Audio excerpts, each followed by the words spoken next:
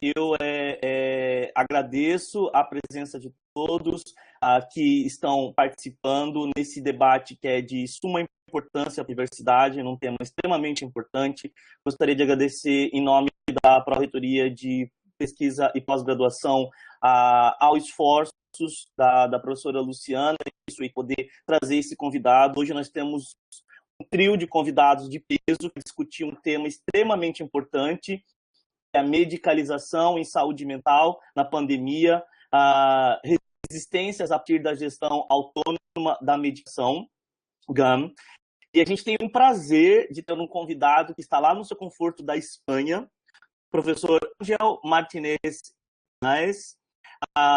e ele vai discutir, vai participar. A gente tem também uma outra convidada, está lá no conforto da sua casa no Canadá, a professora mestre Céline Cyr, que eu agradeço pela sua contribuição. E por último, nós vamos ter, e não menos importante, nós temos a professora Elisa, né, Zanerato Roça, que vem discutir esse tema de muita importância. Então, os webinários internacionais da Unifesp, eles servem para a gente poder colocar a comunidade da Unifesp num contexto e da diversidade de coisas que acontecem, mas para mostrar que nós estamos conectados no mundo e que os pesquisadores da nossa universidade, eles estão fazendo pesquisas de forma colaborativa e internacional.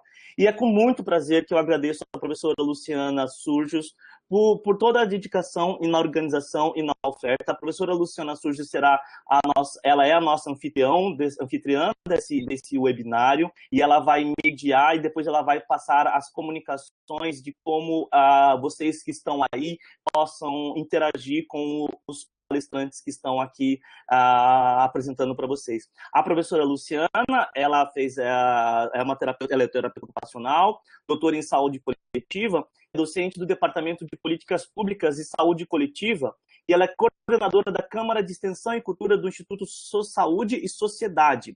Ela também coordena o Observatório Internacional de Práticas de Gestão Autônoma da Medicação. Ela é vice-coordenadora do Observatório do Uso de Medicamentos e Outras Drogas, orientadora do Programa de Mestrado Profissional em Ensino de Ciências da Saúde. Ela é líder do Grupo de Pesquisa e Extensão Diverso, Saúde Mental, Redução de Danos e Direitos Humanos. Também é presidente do Conselho Municipal de Política sobre Drogas de Santos. Ela compôs a equipe da Coordenação Nacional de Saúde Mental no Ministério da Saúde e foi assessora da Secretaria Nacional de Política sobre Drogas do Ministério da Justiça. Também foi diretora de saúde do município de Jundiaí. Então, professora Luciana, muitíssimo obrigado. A própria GPQ agradece. Vocês, palestrantes, muito obrigado e um bom webinário para vocês. E agora eu passo a palavra para a professora Luciana fazer a introdução dos convidados e dar as instruções para os participantes que podem interagir. Muito obrigado mesmo por toda a dedicação de vocês. Muito obrigada, professor Camilo, agradecendo aí em seu nome toda a equipe da Pró-Reitoria de Pesquisa, agradecendo muito a presença do professor Ángel, professora Elisa, a nossa especialista Celine, pela disponibilidade e pelo esforço, né, de compor conosco um webinário internacional que vai ser predominantemente em língua portuguesa, né, mas com um apoio grande de quem eu quero agradecer também, do Vitor, né, que é aluno da PUC de São Paulo, que vai nos ajudar com qualquer dificuldade em relação ao idioma. Professor Ángel e Celine, né, fiquem à vontade para, no momento que for necessário, né, recorrerem aos seus idiomas de origem, e a gente vai fazendo um exercício que fazemos o tempo todo no Observatório Internacional de Práticas GAN, de nos comunicar, né, e estabelecermos trocas da melhor maneira possível. Eu queria contextualizar, né, que esse webinário propõe um diálogo entre esses parceiros, né, do Brasil, Espanha e Canadá, a partir das repercussões psicossociais da pandemia de Covid-19, seu impacto na resiliência dos serviços de saúde mental e dos possíveis riscos de medicalização e medicamentalização do sofrimento gerado ou intensificado por esse evento.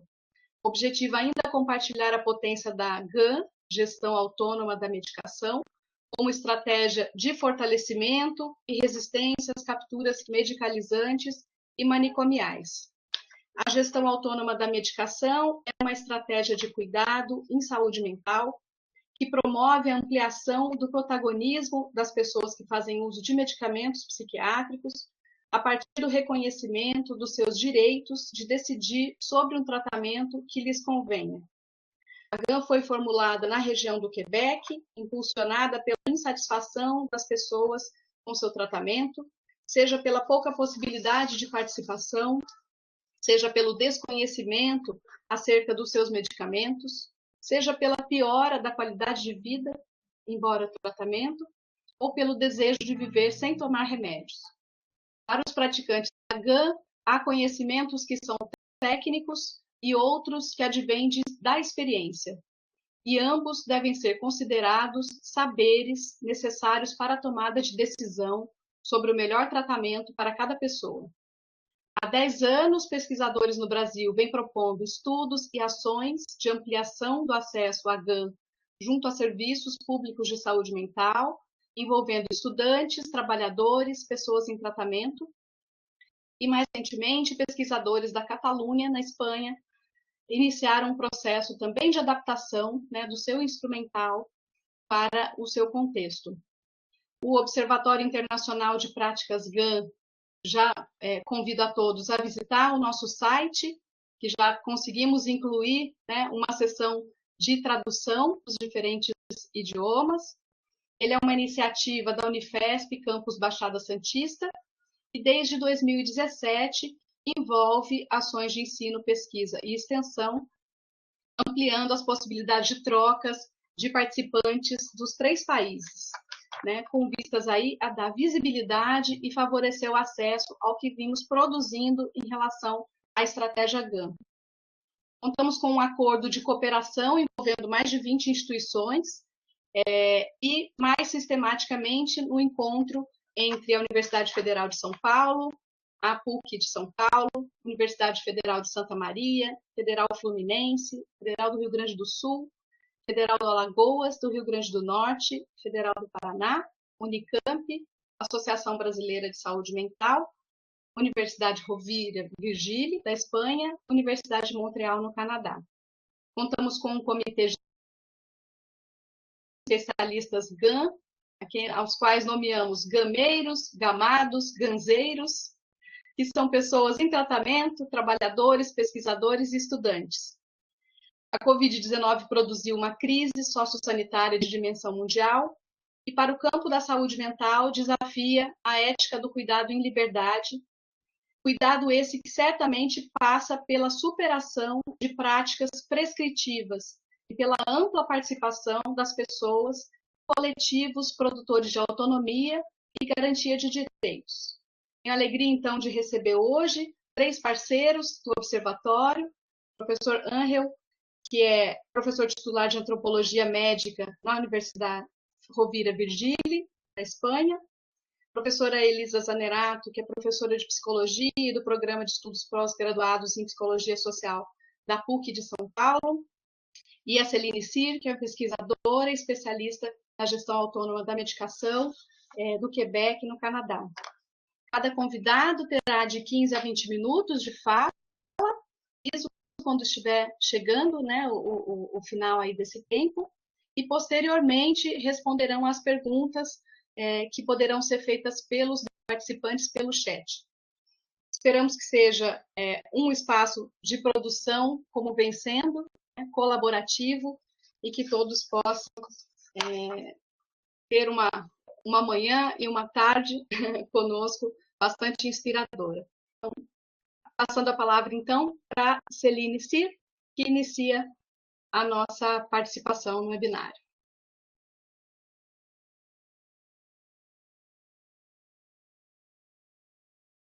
Okay.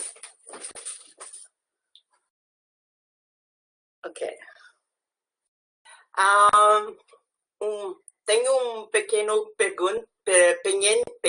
pergunta. Vamos utilizar a tradução de meu texto sobre... Não? Ok. Não consegui, Celine. Não consegui colocar a tempo. Mas o Vitor, que está nessa sala, pode nos ajudar em qualquer dificuldade. Ok. Vou começar. Ok. Olá a todos e todas. É difícil para mim de falar português, especialmente pela amanhã. Vou falar em inglês e possibilidades um pouco de português depois, ok? Okay, so vamos. I am one of the GAM pioneers. I am from Montreal, Quebec, Canada.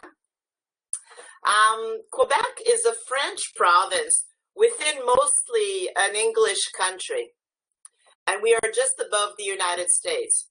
I'm saying this because these details are important as they explain why, in part, why Quebec is a distinct society with a very unique alternative mental health movement. I put quotation marks always now, my trademark, around mental health as to signify that I feel we must question what people suffer from. Do people suffer from mental health problems, or are they having normal reactions to abnormal life situations? My talk will be about GAM during the pandemic. Montreal is, I'm saying that and I'm feeling sad. Montreal is the hardest hit city so far in Canada with COVID. So what we've had to do, quarantine, and the organization that I work for was closed completely for several months. And we're doing activities now again, but very little in person. So a lot of the community organizations and we've had to work with Zoom in order to give services to people. I will speak about my experience of facilitating GAM at Prise 2, or Take 2, literal translation. Prise 2 is an alternative community treatment centers, and it's part of the RRASNQ, which is the coalition of alternative organizations in Quebec. We are a little over 100 organizations spread throughout the province. I will refer to 2 GAM workshops. So Brazil is you are the first people to hear about this experience. And this makes me happy. I like to share, and especially with Brazil. This spring, I taught GAM for the first time on Zoom. And the course was organized between Prise 2 and the RRSNQ.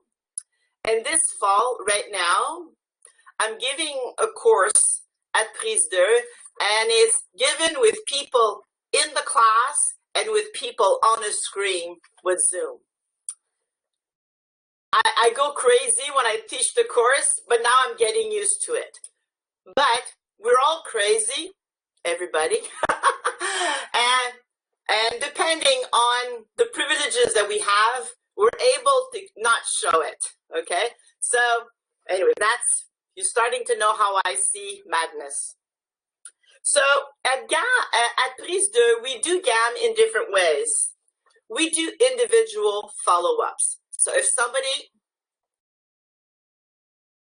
perfecto, say, boa idea. At Prise 2, we do GAM in different ways. Individual follow-up, if somebody has questions, wants to see somebody face-to-face, one person, We do GAM groups. And also, this is difficult to explain because this is the GAM culture in Quebec. It's a GAM attitude or outlook. So everybody in my organization or other groups in the alternative movement, we feel comfortable most of the times talking about psychiatric medication. It's not a taboo subject. So we have spaces of open dialogue around medication. And everybody is comfortable talking about medication, the users, the workers. So I will give a little bit, I'll see what we do at the RSMQ, the kind of courses, the kind of things that we do, and then I will go into specifically the courses that I give. At the RSMQ, the coalition, we give an introductory course on GAM, and users and workers can attend. And these people are from other community organizations, or sometimes they come from the healthcare system, such as a community clinic or a psychiatric team that works in the community. We started doing a GAM support group for workers only lately, because when workers attend a GAM workshop with users, usuarios, they don't talk. They want the users to talk. So we decided to create a space so they can talk themselves, so that they have their own space of open dialogue on medication. I must say that the way GAM was developed at the RSMQ, the coalition, was because we workers listened to the voices of users. Users wanted to be empowered with medication. They wanted to know what they were taking. They also wanted to have choices, such as taking less medication, and they wanted to be accompanied if they wanted to do that. So this is the origin where GAM started in the early 90s. When we teach GAM, we are usually 2 people. At least one person should be an expert by experience. That is a person who is taking psychiatric medication now or who took them in the past. Now I go into the course that I gave this spring. We decided to give GAM as a priority course on Zoom for different reasons. One of the reasons is that we have a group of people at Prise 2 that are reducing their medication very slowly, following the GAM principle. That's not most of the users, but there's a small group of people, and it's a long process. Often people are, where I live, are given a lot of psychiatric medication, and when it comes to a point for some that they feel it's too much. So we wanted to give them support for this, and we wanted to give it to them on Zoom. So usually when they reduce the medication, they're followed by the doctor, psychiatrist, a pharmacist, a worker. And as the GAM approach teaches, if we want to embark on having less medication, or if we are questioning the medication we are taking, it's to set up a network of people who will support you with this vision. We also, another reason that we wanted to have a GAM workshop during the pandemic is that some physicians, doctors, started to increase the medication. And sometimes they would not tell the patients. So users started to question this increase. Some agreed, some did not, and some were ambivalent. There are also cases where doctors wanted to reduce the medication, but the users were ambivalent. One of the sad things about the pandemic is that some people that were doing well for many years were hospitalized again. So the tradition here is that often they give higher doses when there's a crisis, especially when they are in the hospital. So when the users were back into the community, the doctors wanted to reduce, but some users were ambivalent or were afraid to reduce the medication. So always GAM is a space to be able to reflect and think. And often people are ambivalent about what to do. Users find it who are reducing the medication, stop doing it, some during the pandemic, but others found it easier to reduce the medication during the pandemic. So we see just by these few examples, the user experience of psychiatric medication is very different from person to person, and it varies in time. So the challenge is to, how do we respond to the different needs of the people with psychiatric medication? I'll give you some concrete examples in case you want to try some of this. You can email me in French, English, Spanish, or Portuguese. I read better than I speak, okay? It will be a pleasure. So it lasts 10 weeks. 10 weeks. And it's 1 hour and a half. We do 1 hour and a half because everybody goes crazy after 1 hour and a half of Zoom. So this is madness prevention. We become, I don't know what. We all know the special feeling. So for this, what we're doing new at Prise 2, we have more resources than certain other community organizations. So we open up our course to other people from the community, especially when people are questioning the medication, or if they want to have less. It's harder to get support than when you want to get medication. That's part of my culture.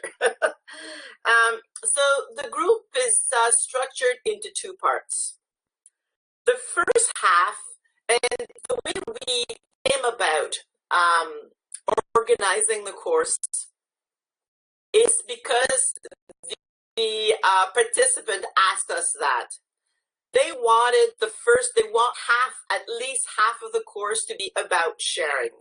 They want to hear about other people's experience of taking psychiatric medication. Just yesterday, I was teaching. And I'm also a user and a worker. And they were asking questions. Often I cannot answer, and the group can answer. So how can we make this expertise, this wisdom accessible? So the safe space of open dialogue, sharing honestly about their experience is very important. The second half, also important, is to have information. So we go with the topics that they want. What I do before I answer and cover the topics that they want, I will give you examples afterwards. I make sure for the first 2 or 3 courses that they have the basics of GAM, okay? For the people who took GAM before, it's a review. It's always good to go back to the essentials of GAM. On the second course, I usually do the classic exercise of the symbolic aspects of medication. Can give you more details afterwards if you wish. If you can access the GAM guide in French and in English for free on the RRSMQ website. So I don't think the symbolic aspects is in the Brazilian nor the Spanish guide. I read the whole Spanish guide. I like it. I like the Brazilian guide too, and I like our guide too. I think it's just an example of how organic and how GAM can be adapted to different cultures. So symbolic aspects. Medication has meaning. So it has multiple meanings. And so medication has physical effects. It has psychological effects, but also symbolic effects. What are they? Because they are very important on the life of the user and the people around them. I'll give you a list of the topics that came up for the Zoom GAM course that I gave this spring. Right away, they wanted to know about their rights. We invited a counselor from the rights group in Montreal to make a presentation. A very common topic is the relationship with their doctor. How to be more empowered during this time of pandemic. They wanted to know about the side effects of the different classes of psychiatric medication. People want to know about about withdrawal, even though they may not want to withdraw. Okay, so a part of the course that was very I'm reverting to French now. I don't know what's happening. I'm having a relapse in French. Part of the course that was really appreciated by all the participants was somebody who shared about her process of reducing her medication. It's very difficult to get information about that. And so they were very curious and they liked that. They also wanted to learn about alternatives to medication. So it can be alternative to take less medication, or maybe the dream of not taking medication.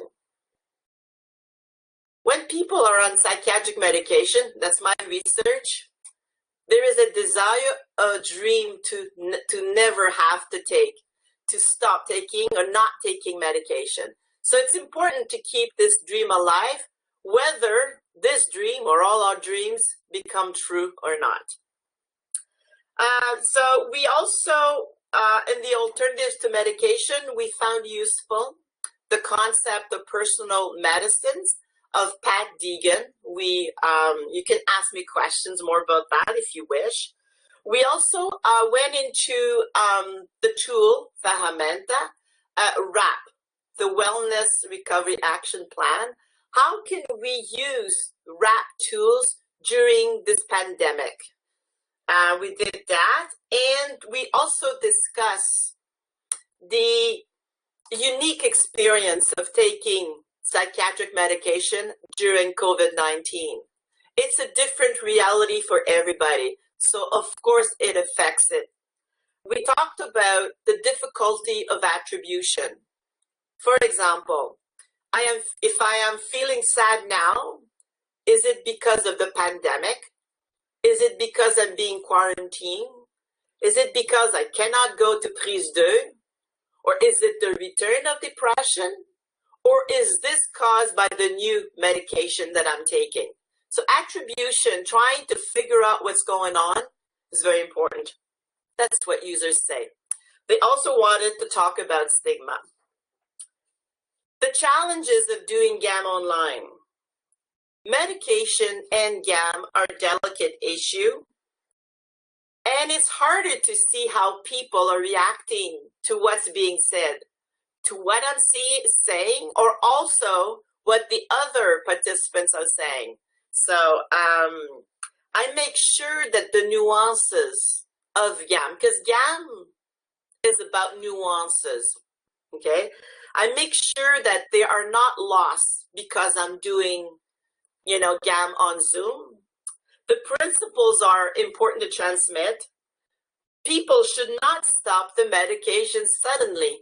And if they would like to take less medication, they need to do the GAM process, follow the steps in the GAM guide. And as always, they need to have different types of support, even before starting to want to reduce medication. Another important point is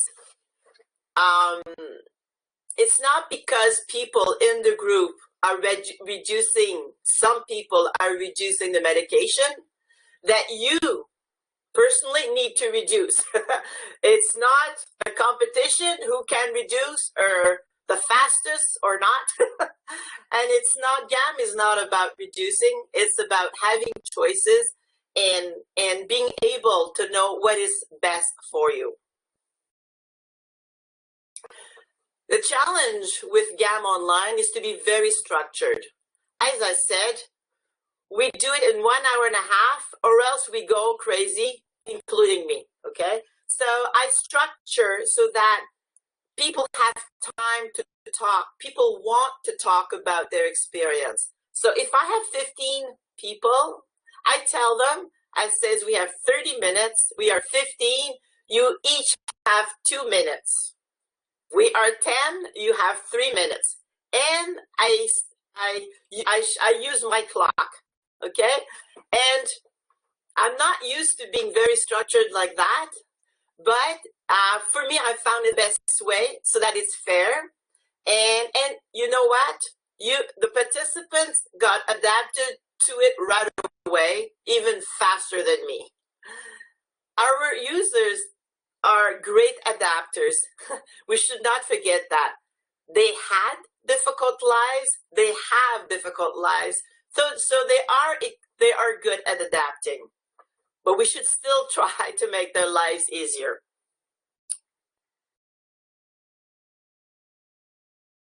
If ever you want to know how I go about facilitating the group on Zoom, you can ask me in the question period. I've got 1 page left. It's okay? Yeah? See? Okay. The strategies that can help prevent medicalization during the pandemic are, for us, keeping the GAM groups going during the pandemic. We never stopped. Right away, the quarantine came in a couple of weeks later, we were still doing GAM. We also help the users to learn how to use Zoom, whether on the phone or computer. Okay. Soon we may be able to give them iPads. We found a way, or lend or give them iPads, and we have different people at Prise Deux as a technical support. Strategies of GAM to prevent medicalization. It's common sense, but having a safe space of open dialogue of medication. Peer support, not being alone with the experience of taking medication, especially if people are going through medication changes. Information on topics that they want. Information from a critical perspective. What does it mean from a critical perspective? In our movement, alternative and rights movement, it's having access to different types of information. The information from the doctor, from psychiatrist is good, but we need other types of information to have a more global view or perspective of the experience of taking medication. So it's interesting to have activist literature, activist research, having access to the experience of sharing with others, and people that have the expertise of taking psychiatric medication. Having teachers who have the experience of teaching psychiatric medication and are comfortable about talking about it. GAM is about, always, quality of life more. And during the pandemic, what is your quality of life? It has been greatly affected. So it's about the subjective quality of life. GAM is about having a life worth living. Medication should improve your life, not make it worse. The beauty of GAM, and you know I love GAM, is that we have ways of looking at our lives and sharing so that we can make up our mind. Because often we are ambivalent. anybody who takes medication, any type of medication, there is part of the experience of being ambivalent. So if you can share, have different sources of information, it may make you feel a bit confused, but in the long run, it helps you to make the best decisions. Knowing about your rights. Having a refresher course on rights. Knowing about free and informed consent, the right to be accompanied when you see a doctor, etc., etc. Being allowed to make choices. This can be subversive to be allowed to make choices in psychiatry. I am a person, not an illness. Eu sou a pessoa, não uma doença. I say that and I feel it in my heart. And each time we have to go back to this again and again. I want to specify that the example I gave of the GAM groups I facilitate could give the impression that most service users want to engage in reducing and withdrawal the medication in Quebec. It's not the case. This is just the kind of work that I do. If we look at an organization, even where I work, Prise 2, at any given time, the users have questions about medication often, but most do not want to start a withdrawal process, okay? However, those who are in the process of reducing or are thinking about it, many appreciate having a group to have peer support and have answers to their questions. There are many, many, many questions, I should say. So, hey, final, fin. Obrigada por todo para escuchar? No, español? Okay. Escuchar? Sí, okay.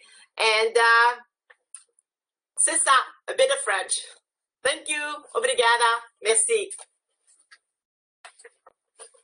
Muito obrigada, Celine, pelas contribuições. Nós estávamos tentando passar aqui, né, ao mesmo tempo, uma tradução, tivemos uma limitação, mas disponibilizaremos a sua fala também no site, para as pessoas poderem conhecer o site e contar ali com as diferentes traduções. Eu te agradeço, para a gente aguardar as perguntas, e já passo a palavra para Angel poder fazer a sua fala.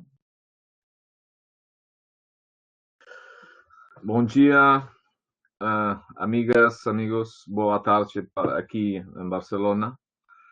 Estou falando desde Barcelona. Primeiro de tudo, eu quero agradecer a Luciana Surgios e a Unifesp e a todos os colegas, companheiros do Observatório, a possibilidade de falar com vocês aqui, hoje, estar com vocês. A minha experiência que nós temos aqui na Espanha da GAM é diferente da experiência do Canadá e do Brasil.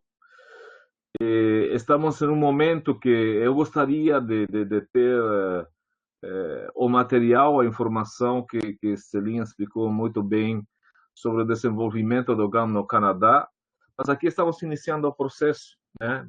Como vocês sabem, a maioria das pessoas que nos estão escutando, a GAM aparece, como já falou Celine, nos anos 90 no Quebec, e posteriormente se desenvolve a partir de uma pesquisa multicêntrica no Brasil, e finalmente nós, na Catalunha, na Espanha, nós começamos a desenvolver essa iniciativa porque consideramos que é interessante, estratégica, porque não apenas, como já sabemos, está falando ou está apelando à questão da medicação, sino fundamentalmente a autonomia das pessoas, ao reconhecimento dessas pessoas como cidadãos, como são os usuários da saúde mental. E nós iniciamos no ano 2016 o processo a partir de desde as universidades. O nosso movimento não é uma iniciativa desenvolvida inicialmente nem pelas instituições, nem pelos movimentos usuários, sino que é a preocupação de uma série de acadêmicos e também pesquisadores no campo da saúde mental, da saúde mental coletiva, de profissionais, expertos, assessores, por introduzir na Catalunha e na Espanha, se possível, uma estratégia de atendimento diferente. Então, aqui começamos nós a fazer uma série de cumplicidades, de vínculos com uma série de instituições, serviços de saúde mental, mas também movimentos que nós chamamos aqui em primeira pessoa, movimentos dos usuários, também com associações de familiares e de amigos do campo da saúde mental, pessoas que apoiam as iniciativas que são consideradas democráticas, que são consideradas de recuperação da cidadania. E então, a partir desse movimento, nós desenvolvimos uma primeira pesquisa etnográfica qualitativa em diferentes serviços da Catalunha, tanto na cidade de Barcelona como outras cidades próximas, como Badalona e uma outra cidade que é Tarragona, que é onde está a minha universidade, a Universitat Rovira i Virgili.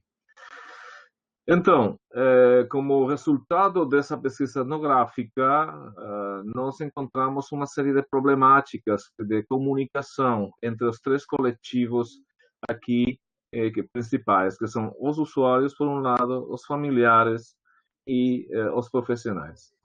E um dos elementos de conflito é a reprodução de modelos da instituição total que falava Goffman em espaços que não são inicialmente espaços manicomiais, mas porque são espaços de serviços que desenvolvidos a partir da reforma psiquiátrica, mas onde as pessoas ficam institucionalizadas, atrapadas nesse modelo de instituição total, gerando, por exemplo, ideias que nós utilizamos como a ideia do doente total. Não? Considerar que a pessoa é uma doença seria uma forma, e não uma pessoa, seria uma forma de considerar que o doente, o sujeito é um doente total, que sempre é doente, como se não tivesse outros espaços de saúde e espaços também de desenvolvimento e autonomia.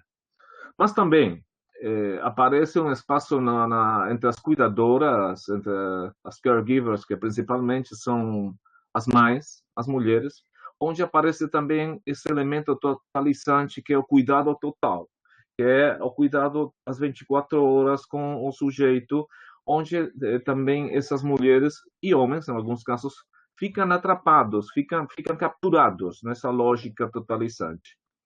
E por que não também, no campo dos profissionais, aparece essa ideia da terapia total. Ou seja, tudo tem que ser terapêutico. Se vamos à praia, falamos de praioterapia. Se vamos à montanha, falamos de montanhoterapia. E quando tudo é terapêutico, o sujeito sempre é um usuário, sempre é um paciente. E nós estamos dando a oportunidade que essa pessoa seja um cidadão, seja outras coisas, desenvolva outras identidades sociais. Então, a partir do exemplo do Canadá e do Brasil, nós desenvolvimos esta pesquisa etnográfica, detectando aqueles elementos que eram elementos obstáculos para o desenvolvimento de uma gestão autônoma da medicação. Tenho que falar que nós falamos mais de gestão autônoma da medicação, de gestão colaborativa da medicação, porque quando falávamos de gestão autônoma, os profissionais entendiam, e as famílias entendiam que era automedicação e, portanto, ficaram espantados. Então, consideramos que era mais interessante e estratégico falar de gestão colaborativa, como você vai negar a colaboração e a capacidade da decisão dos usuários e das usuárias, a shared decision making, a supported decision making. E essa foi uma estratégia bem interessante, porque facilitou a entrada também nos serviços, facilitou o desenvolvimento do projeto no sistema público de atendimento na saúde mental da Catalunha. como resultado dessa pesquisa, nós criamos um grupo de trabalho com usuários, usuárias, familiares e profissionais, diferentes profissionais dos serviços, e juntos elaboramos a nossa guia, o nosso guia de gestão colaborativa da medicação e saúde mental, que já está disponível em espanhol, em catalão, e nós também fizemos duas guias. Uma guia que é um guia geral, onde se explica a informação, e um guia que é um caderno para o trabalho por parte dos usuários, mas também dos profissionais e familiares. Esse caderno já está também disponível recentemente. Então, nós apresentamos esses quatro guias, guia geral em espanhol, catalão e os cadernos, nas duas línguas também. No próximo dia 17 de novembro, em um evento onde estão também vocês convidados e convidadas a participar, a assistir, onde está a Lourdes Rodrigues del Barrio, também a Rosana Onoco, a Luciana Surgius, e também representantes dos usuários, dos familiares e dos profissionais daqui da Catalunha. Por isso que nós, no dia 17 de novembro, vamos começar o lançamento dos guias, né?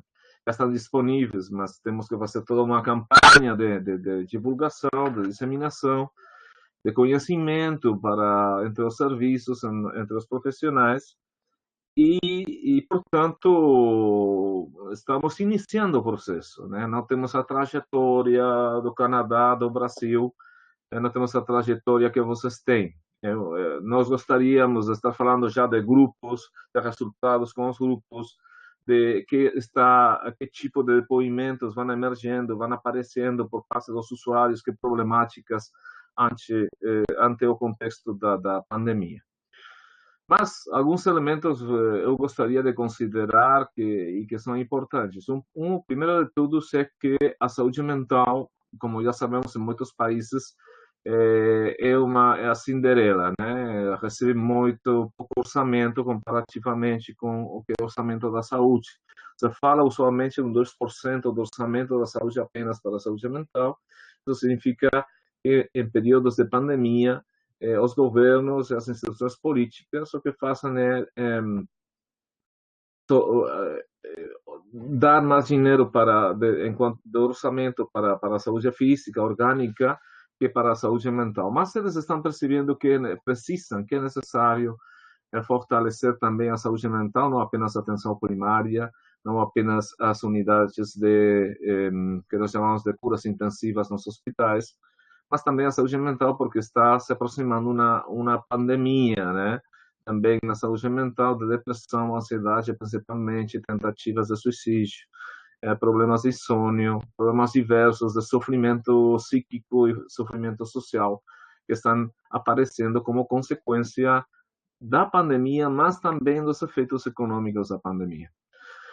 Então, o que estamos observando é que aparecem uma série de grupos vulneráveis ou vulnerabilizados, porque são grupos que estavam já previamente vulnerabilizados antes da pandemia e que agora estão em uma situação pior ainda e que requerem um atendimento específico na saúde mental.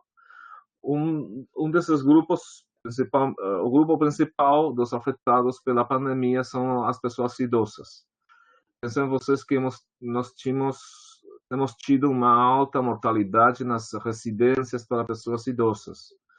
Uma mortalidade que se considera que 3/4 partes da mortalidade nos últimos meses, desde o início da pandemia, são consequência do Covid, né? Tem sido terrível e continua sendo terrível. Muitas dessas pessoas também estão institucionalizadas.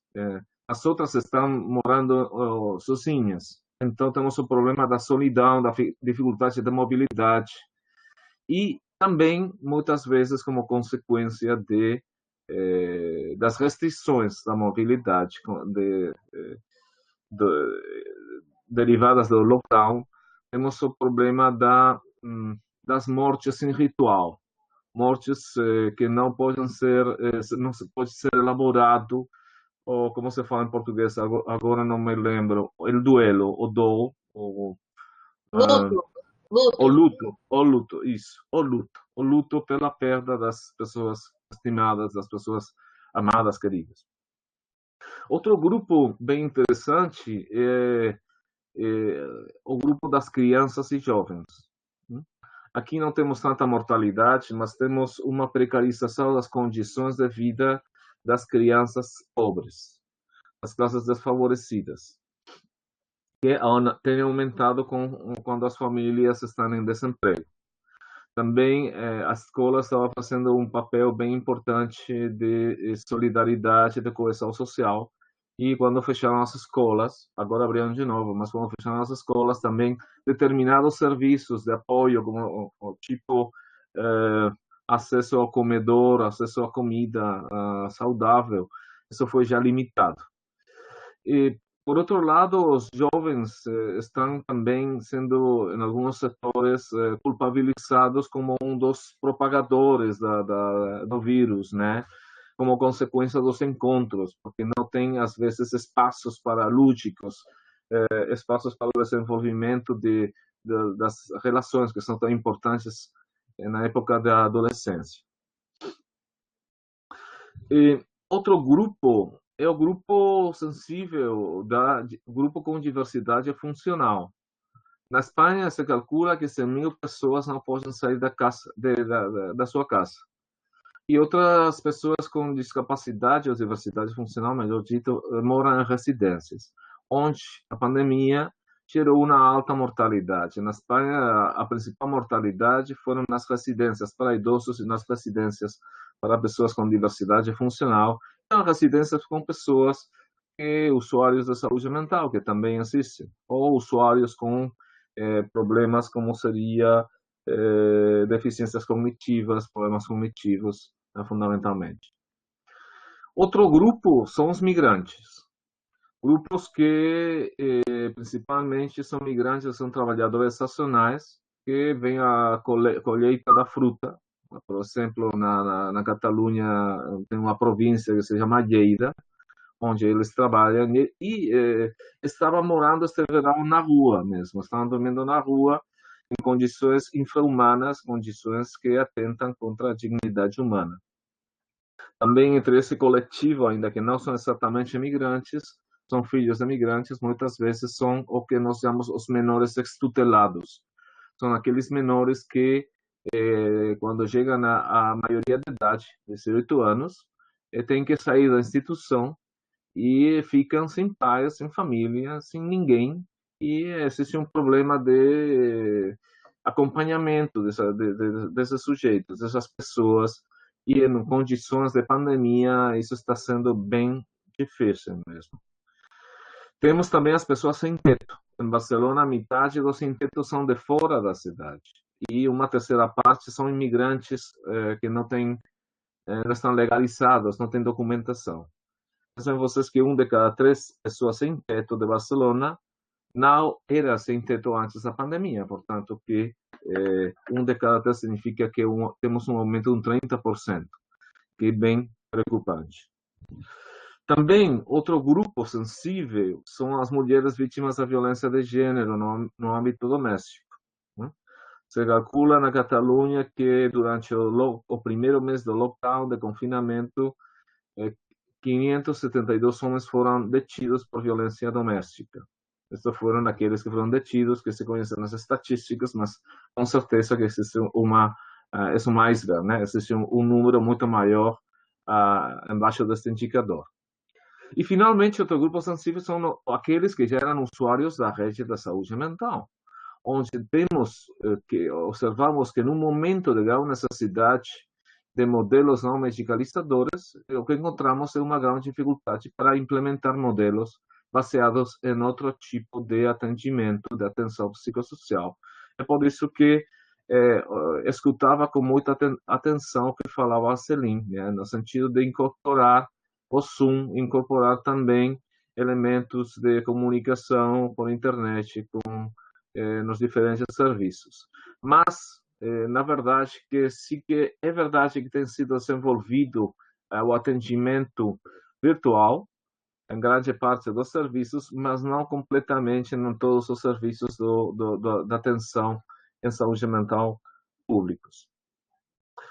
Estes grupos que eu tenho comentado, pessoas idosas, crianças e jovens, pessoas com diversidade funcional, migrantes, pessoas sem teto, mulheres vítimas da violência de gênero no âmbito doméstico e aqueles que geram usuários da rede de saúde mental, são precisamente aqueles coletivos onde está aparecendo, ainda não temos dados, mas aparece qualitativamente uma maior medicalização.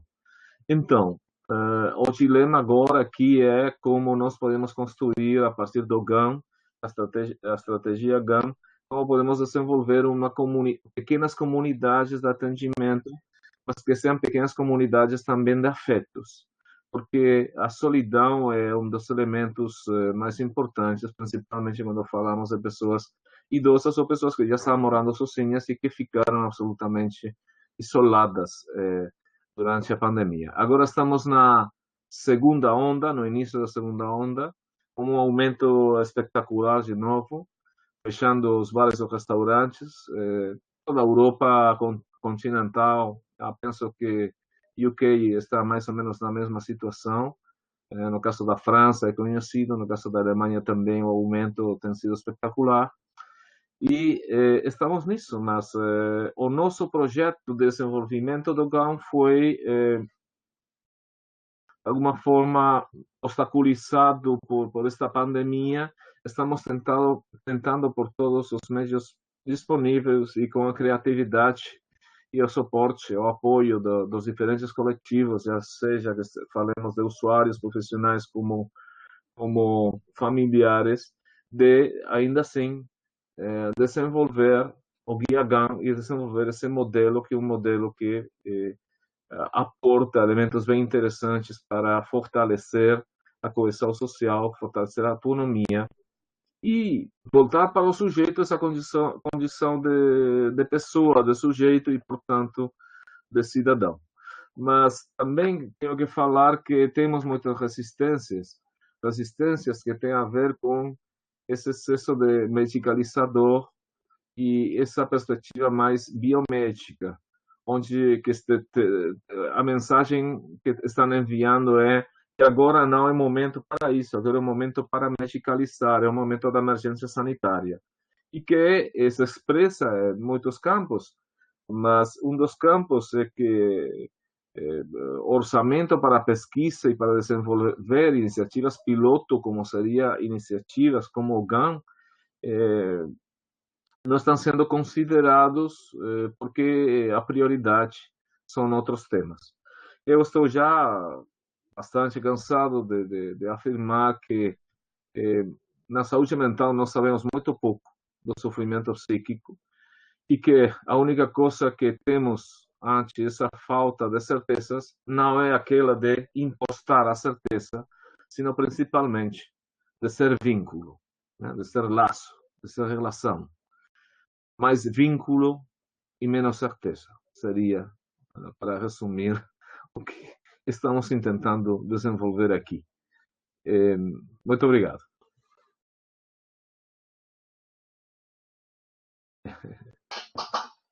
Muito obrigada, Angel, pelas contribuições, toda a solidariedade, né, toda a dificuldade que vem sendo enfrentada nos diferentes países. Estamos aqui também momentos, né, de muita incerteza e de uma necessidade premente de se reafirmar, né, que os laços podem ser mais potentes, né, do que a administração de medicamentos, né, de acompanhada, né, do que já vivíamos anteriormente à pandemia. Então, passando a palavra para a professora Elisa fazer as suas contribuições.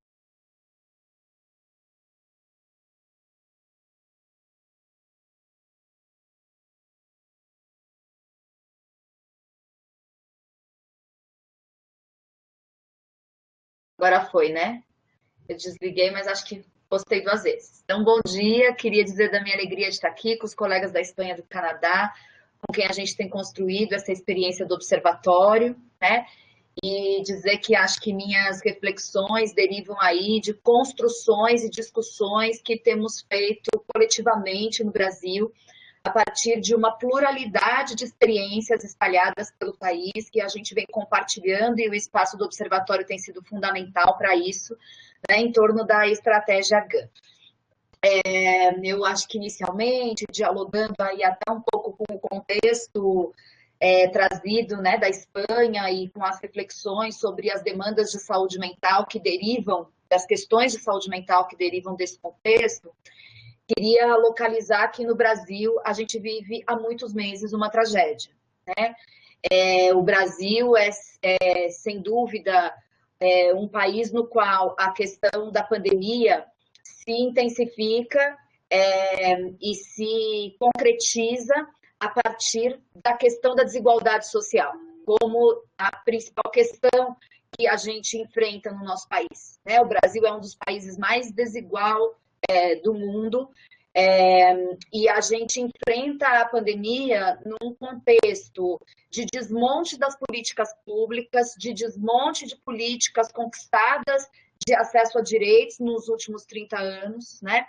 E de uma gestão governamental absolutamente a serviço, que atua absolutamente a serviço dos interesses do capital nesse momento, né?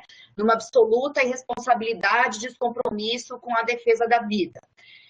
Isso resultou numa situação bastante complexa no Brasil. Se nos países europeus vocês estão retornando agora, né, a um processo de contaminação, nós nunca saímos dele.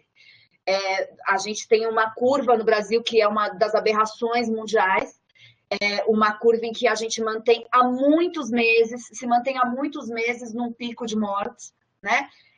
A gente segurou durante muitas semanas um quadro de 1.000 mortes diárias por Covid, né? Estamos agora descendo a curva, mas há muitas semanas também, num cenário de 700 mortes diárias por Covid, né? E essa realidade atinge de forma desigual a população. Então, de imediato, nós percebemos que o vírus não tinha nada de democrático, né? Embora se esperava num determinado momento, e que o maior fator de risco no Brasil era a cor da pele, a classe social, o lugar onde se mora, né? Então, para a gente ter uma ideia, um estudo realizado pela PUC do Rio de Janeiro indicou, por exemplo, que a taxa de letalidade entre pretos e pardos era de 55%, enquanto entre brancos essa mesma taxa era de 38%. Que pessoas sem escolaridade tinham uma taxa de letalidade 3 vezes maior do que pessoas em nível superior, né? Um inquérito sorológico realizado recentemente na cidade de São Paulo, município de maior contingente populacional do Brasil, e indicava que regiões com IDH mais alto tinham 9,5% de proporção de pessoas contaminadas, enquanto regiões da cidade com índice de desenvolvimento humano mais baixo tinham uma prevalência de 19,1%, né? Então, a gente vem acompanhando essa situação diante de uma realidade de precarização de políticas públicas, de um país que recentemente passou por reformas importantes, reformas trabalhistas, reformas da Previdência, que destituíram a população de um conjunto de condições de proteção social que a coloca permanentemente numa situação de risco e de desproteção, com importantes impactos para a saúde mental, né? Então, a gente poderia crescer aí a lista do que o Angel traz, né, em relação a situações de violência da infância e adolescência, dos idosos, enfim.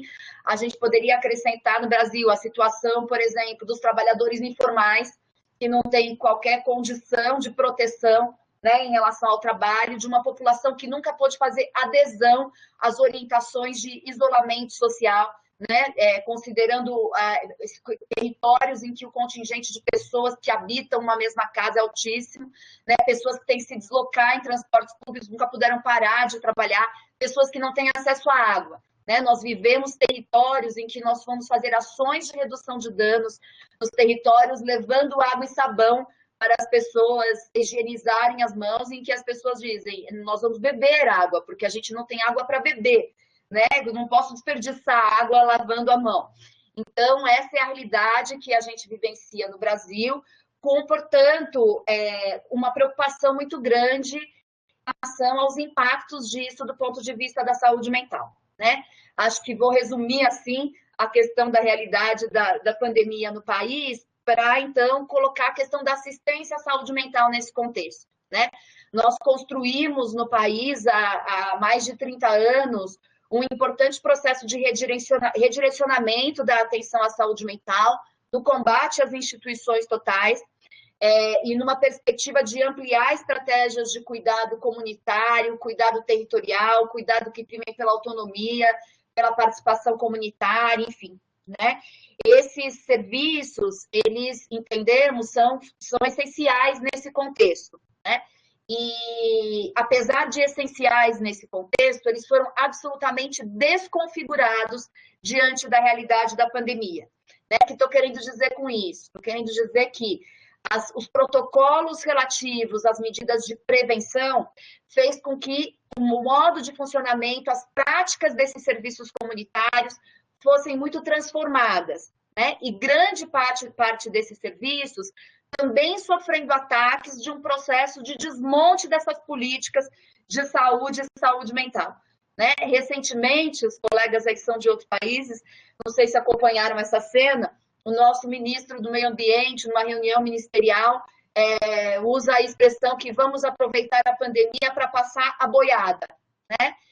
Para passar a boiada do Brasil que queima, né? Que arde em chamas.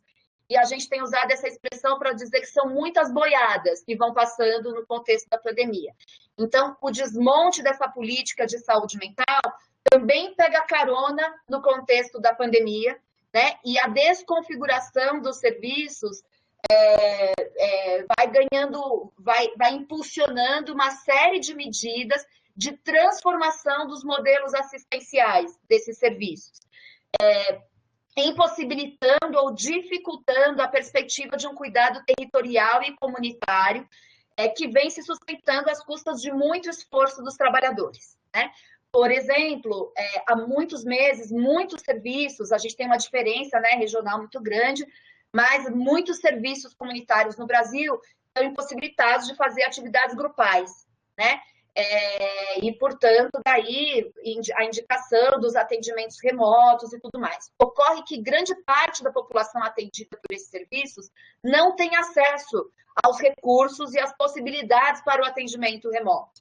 Né? E aí a gente foi vivenciando uma preocupação muito grande em relação à intensificação das demandas de saúde mental, ao aumento do consumo de medicação e de outras substâncias, diante do contexto que a gente vivencia dos desdobramentos, né, em termos do sofrimento psíquico, e também os serviços na sua reconfiguração, muitos deles alterando modelos de distribuição de medicação com uma preocupação, porque para os usuários não irem com tanta frequência ao serviço, eles começaram a distribuir medicação para um tempo mais longo, né? E aí a gente vê, então, se intensificar esse anúncio, né, essa realidade em que temos uma ampliação e uma complexificação das demandas de saúde mental, com uma dificuldade de ofertar estratégias de cuidado comunitárias e plurais, e, portanto, com risco iminente de ampliação da medicalização como forma de responder a essas demandas de saúde mental. Diante dessa realidade, e acho que o Observatório foi um espaço muito importante para impulsionar isso, né? Nós entendemos que nós deveríamos manter as experiências GAN de alguma maneira ativas. O Brasil tem um conjunto amplo de experiências e estratégias GAN vinculadas a diversos serviços da rede substitutiva de saúde mental, centros de atenção psicossocial, mas também experiências GAN que se ampliaram na atenção básica, nos serviços de atenção em álcool e outras drogas, né? Experiências que se desenvolvem em parceria com universidades, que envolvem projetos de pesquisa, projetos de extensão, né? A gente tem grupos PET de Programa de Educação para o Trabalho em Saúde, envolvidos com experiência GAN, enfim. E fomos, então, assistindo no Brasil e nos apoiando, num certo sentido, mutuamente, né? Numa perspectiva de pensar estratégias para manter as grupalidades GAN nesse contexto como modo de resistência em relação a esse desmonte de uma perspectiva de atenção à saúde mental, né, e como modo de sustentar uma perspectiva de cuidado diante dessas demandas de saúde mental. E penso que nessas experiências de sustentar a estratégia GAN online, né, é muito encantador e muito interessante a gente pensar o que é isso, né, que a Celine nomeia de um jeito interessante, que é o espaço seguro para a gente conversar sobre medicação, né, Celine? Que efeitos tem isso?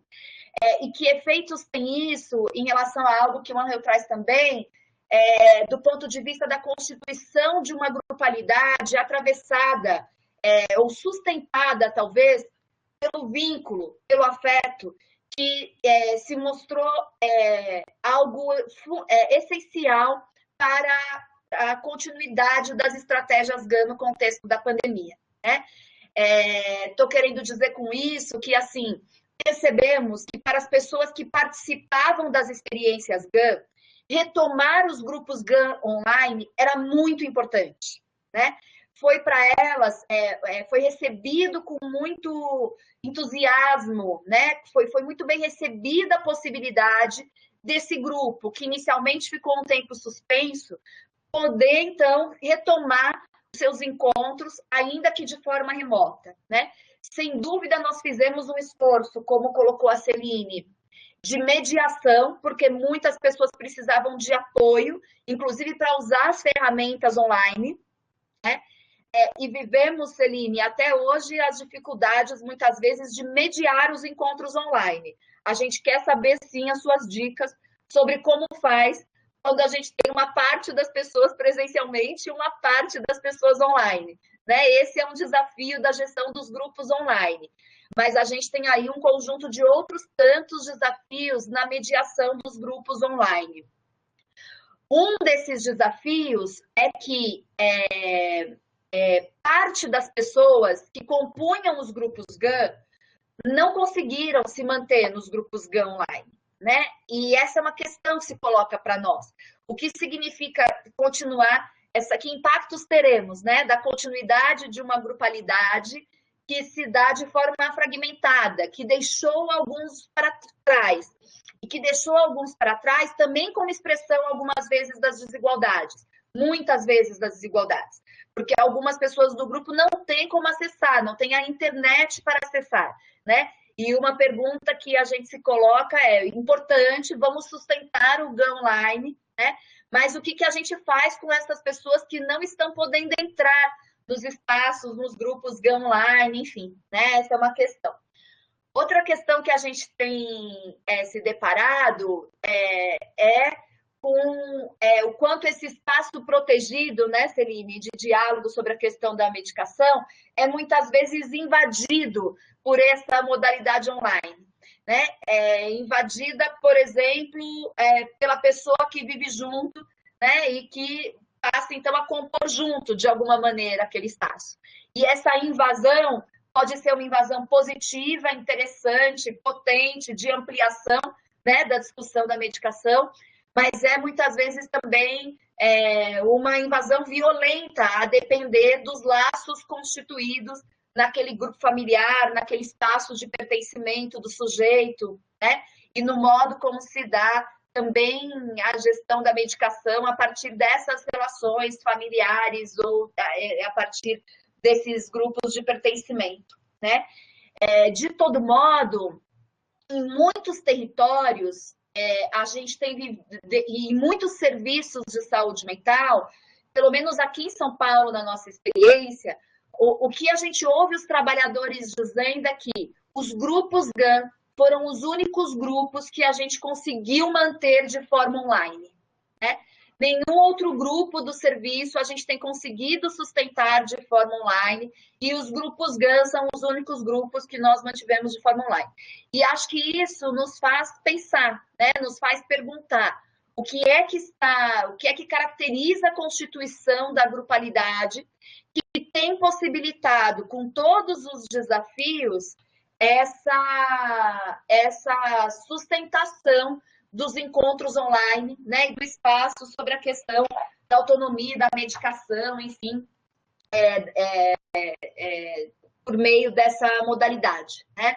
A gente tem pensado quanto, sim, esse espaço de horizontalidade no diálogo sobre as questões da medicação produz uma condição de constituição de vínculo nesse grupo importantíssima, que deveria nos ensinar e, na verdade, deveria orientar todos os outros grupos e estratégias que a gente tem no campo da saúde mental, né?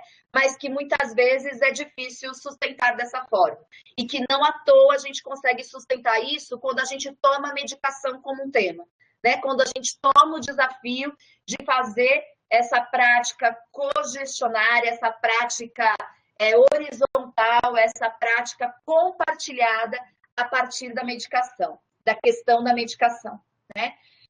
Enfim, então acho que essas são algumas questões. Estou vendo aí nosso tempo correr, né? Preocupada de deixar algum espaço para a gente debater, e vou, portanto, encerrar dizendo que é uma experiência que tem evidenciado a estratégia GAN como uma estratégia de resistência política, de resistência em relação a uma perspectiva de cuidado, né, que atua em defesa da vida, que é fundamental nesse momento e que, portanto, nós devemos potencializar.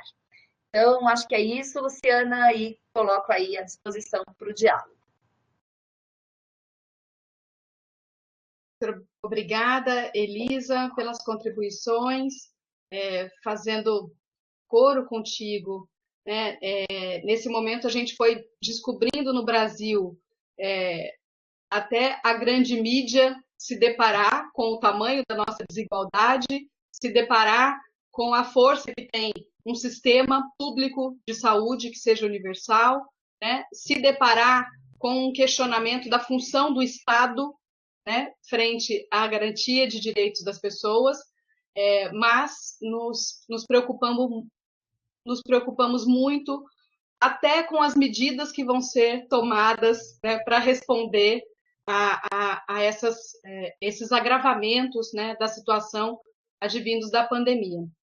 Queria ressaltar também, né, que descobrimos, então, novos direitos a serem garantidos, né, a acessibilidade à internet, a acessibilidade virtual, né, nos expôs ainda mais a nossa distância, né, entre trabalhadores e pessoas em tratamento, e muitas vezes os serviços com dificuldade, inclusive, de serem os lugares que possam promover esses acessos, porque também os serviços, muitas vezes, não dispõem, né, de tecnologia, de equipamentos e de acesso à internet. Alguns serviços no Brasil não dispõem de telefones que façam ligação para celulares, que possam mandar WhatsApp, né, que tenham essas limitações.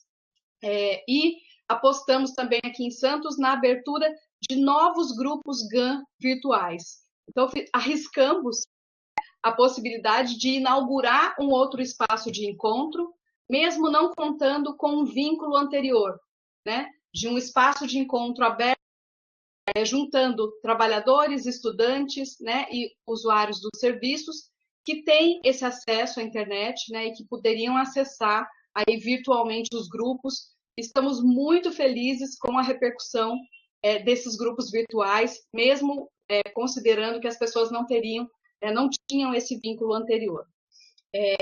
Vou muito rapidamente, porque nós vamos encerrar em 10 minutos, né? Então, só garantindo aqui a participação do chat, que sim, né, a apresentação da Celine vai ficar disponível agora à tarde já no nosso site, né, convidando a todos, e o pessoal de Goiás, né, do Brasil, que viu ali, né, entre os partícipes do acordo de cooperação, mas que não estão desenvolvendo as ações GAN nesse momento, a gente pode favorecer aí o contato, né, com os pesquisadores e Secretaria de Saúde que querem avançar, né, na implementação da GAN na região. Então, eu queria retornar aí para os nossos convidados, fazerem as suas considerações finais, já ouvindo os colegas, né, e agradecer essa oportunidade, né, desse panorama internacional, né, de impacto em relação à saúde mental, né, e que nos alimenta no sentido de construir coletivamente enfrentamento que vem no sentido de produção de autonomia, de protagonismo e do cuidado em liberdade. Então, queria voltar fazendo o mesmo caminho, né, para Celine, depois imediatamente Angel e finalizando com Elisa, para que a gente consiga cumprir esse nosso horário. Muito obrigada. Celine.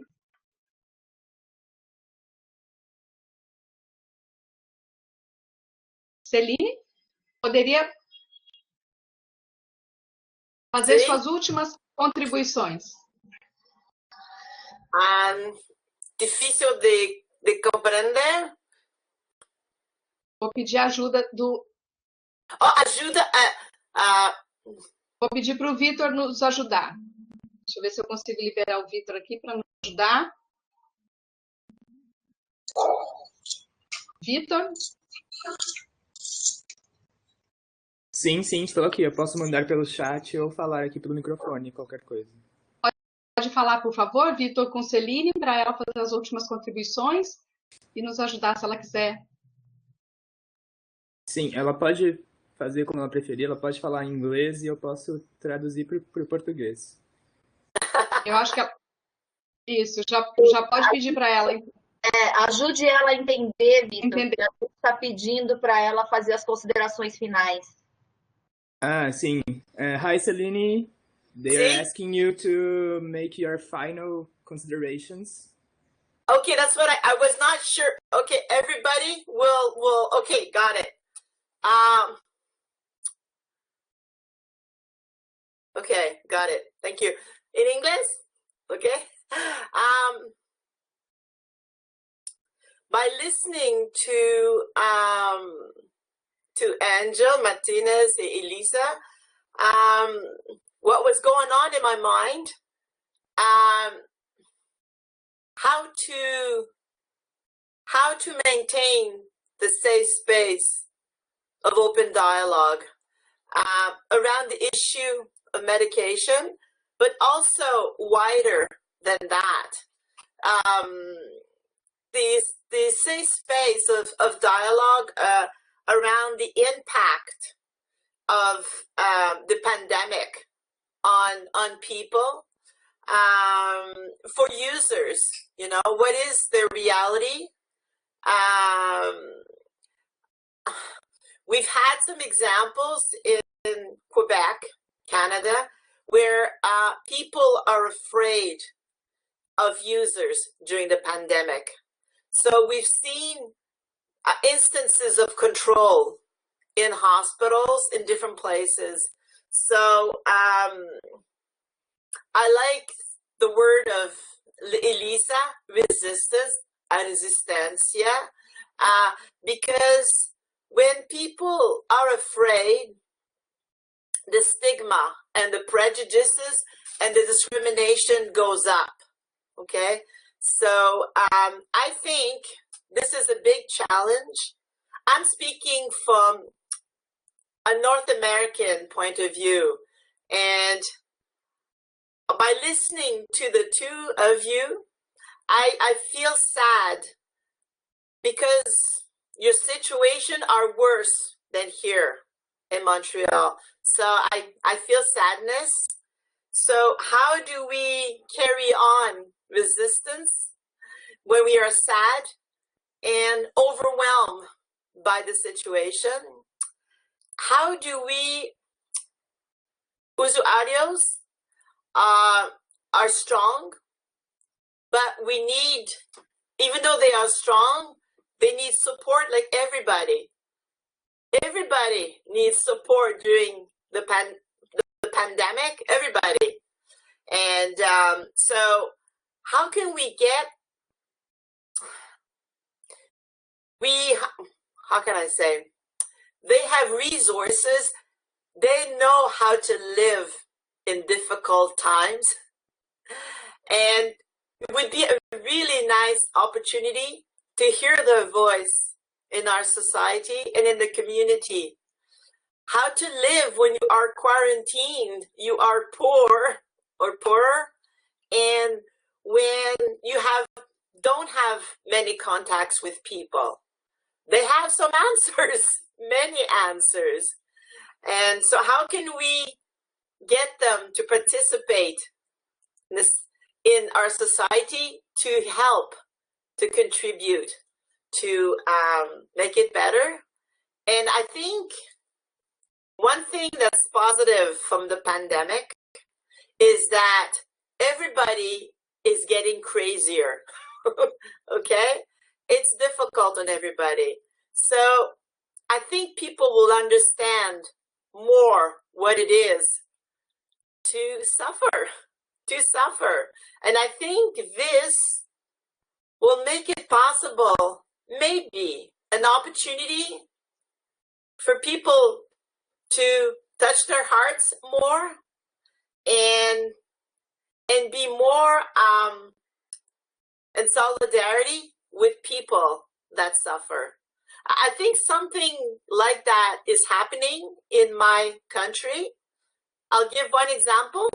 Por ejemplo, we have First Nations people are starting the pain of colonization and the discrimination that's happening to them in Quebec and Canada is coming to the forefront. I think people are more connected with their hearts. So how can we take advantage of that to be connected as brothers and sisters? I know it's idealistic, but I think there's something that we could go and get there to make our lives better, to be more connected to one another, more connected to nature, to environment. But é grande desafio, grande a pandemia, especialmente Brasil e Europa, é mais desafio que Canadá. Yeah. Obrigada, Celine. Angel, Elisa? Sì, eu não sei o que estou falando, desculpa. Que língua estou falando? Vou tentar ser breve. Durante a pandemia, aqui aconteceu que pessoas, usuárias, nesse período do lockdown, né? Que foi um período de stand-by também. Isso alimenta esperanças, é como um reset, não vamos a reiniciar de novo, tanto individualmente, como coletivamente, como socialmente, é uma esperança, um desejo. Mas nesse período de stand-by, pessoas portadoras de sofrimento psíquico, algumas delas falavam que tinham encontrado um espaço diferente, porque as pessoas, as famílias estavam em casa, porque elas encontraram uma função para desenvolver na casa, se sentiam mais apoiadas ou mais próximas. Mas já sabemos que isso acontece quando o clima doméstico não é de alta emocionalidade, não é hostil, não é discriminatório, não é estigmatizante. Porque quando uma pessoa fica num entorno fechado e esse entorno é discriminador, estigmatizante, o que aparece é que começam a fazer as crises, né? Crises diversas que geram hospitalizações, que geram ingressos nos hospitais psiquiátricos, nas unidades da psiquiatria. E eu estava pensando que, claro, a situação dos três países é diversa. Por um lado, Brasil, vocês têm um problema que agora estão com um regime totalitário, fascista, que está tentando desmontar, detonar todo o sistema de atendimento público. E isso é muito grave. Mas também tem a criatividade, o papel dos movimentos sociais, dos profissionais, que significa uma esperança para aqueles que amamos e gostamos do Brasil, que moramos no Brasil há algum tempo, é triste, é uma história triste, mas acho que vai dar bem, no sentido da capacidade da resiliência que têm os brasileiros e as brasileiras, e também porque eu espero que esse modelo autoritário não esteja por muito tempo aí. Quando aparece uma epidemia, o que acontece é que o modelo autoritário é a resposta mais rápida. E você já tinha um modelo autoritário bem instalado, ou recém-instalado, mas com a capacidade para fazer muito mal.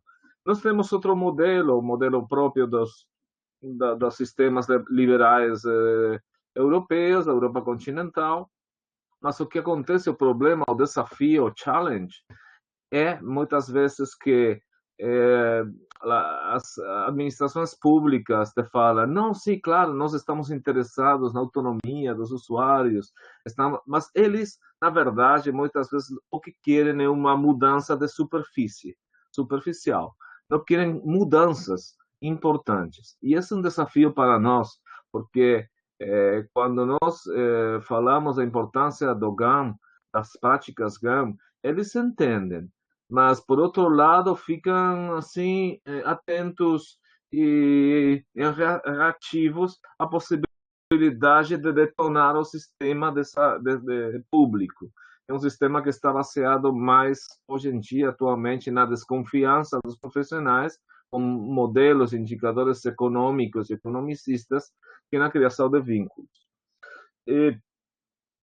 Acho que é importante considerar pelo menos 3 tipos de vínculos aqui, que nesta época de pandemia são importantes. O vínculo, primeiro, da reciprocidade.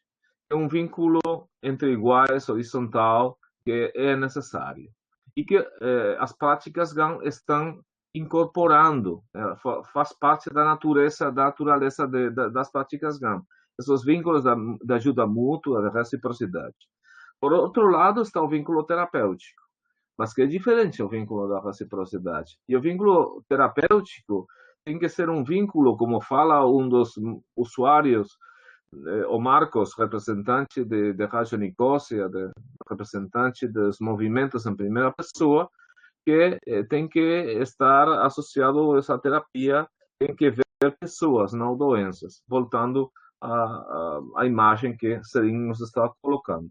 E depois está o vínculo da cidadania, o vínculo da capacidade de ação, que é o que acontece nas pandemias, é que com o modelo autoritário, a biopolítica autoritária, disciplinária, emerge com força, o que eles estão desejando é uma obediência. E muitas vezes, quando falam de vínculo, querem falar de obediência.